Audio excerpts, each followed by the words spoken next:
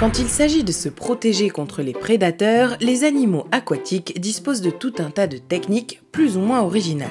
La méthode la plus simple, se cacher. C'est le cas par exemple de cet opisstognathe, un petit poisson de mer qui vit dans un terrier d'environ 30 cm de profondeur qui lui sert de refuge et parfois même d'abri pour ses œufs. Dans le même genre, cette anguille de jardin de la famille des hétérocongres réside elle aussi dans un terrier dont elle ne sort jamais.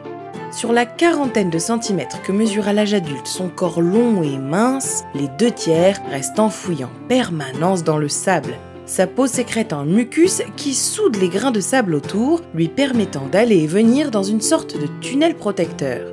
Ben oui, s'agirait pas de rester coincé quand un prédateur arrive. Mais pour se cacher, pas forcément besoin de trous. Certaines espèces bénéficient d'une sorte de camouflage naturel, comme par exemple ce kelmon à bec médiocre qui possède une tache noire en forme d'œil à l'arrière du corps qu'on appelle un ocelle. De quoi dérouter les prédateurs qui ne savent plus où donner de la tête. En termes de camouflage, la tortue Matamata est l'une des spécialistes. La forme de sa tête et les nombreuses protubérances sur son corps la font carrément ressembler à du bois ou des feuilles mortes, ce qui lui permet de devenir quasi invisible auprès de ses prédateurs comme de ses proies. Même chose pour le poisson démon, au corps lui aussi parsemé d'excroissance. Mais il sécrète en plus un mucus qui retient les algues et les débris coralliens, de quoi parfaire son camouflage. Et comme en plus il peut partiellement s'enfouir dans le sable, on comprend aisément qu'il passe lui aussi inaperçu. Quant au poisson scorpion feuillu de la famille des Rhinopias, non seulement il ressemble à une algue, mais il a en plus tendance à se laisser bercer par la houle pour accentuer la ressemblance. Petit malin.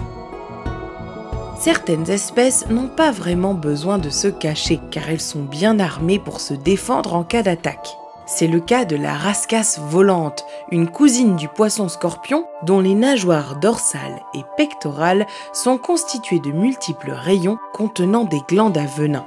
Ce venin est très douloureux pour l'homme et peut être mortel pour les poissons, ce qui pourrait expliquer pourquoi peu de prédateurs se frottent à cet animal. Tout aussi coupants sont les scalpels du poisson chirurgien dont il tire son nom.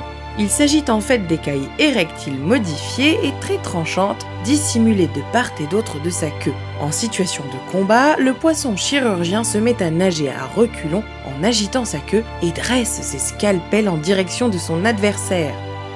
L'anguille électrique opte, elle, pour un style moins tranchant mais tout aussi douloureux. Comme son nom l'indique, elle fait partie des espèces capables de produire de fortes décharges électriques pour se défendre, et elle ne se gêne pas dès qu'un prédateur vient à la toucher. Terminons avec le célèbre poisson ballon, capable de gonfler son corps en avalant de l'eau pour aller jusqu'à tripler de volume. Chez certaines espèces d'eau de mer, comme le bien nommé poisson porc-épic, ce gonflement fait en plus se dresser des piquants censés effrayer les importuns. Et si ça ne suffit pas, le poisson ballon dispose d'une arme secrète, la tétrodotoxine, un poison qui le rend toxique. C'est le cas du fameux fugu que l'on consomme au Japon et qui peut être mortel s'il est mal préparé. Comme quoi les poissons trouvent toujours un moyen de se défendre, même une fois dans notre assiette.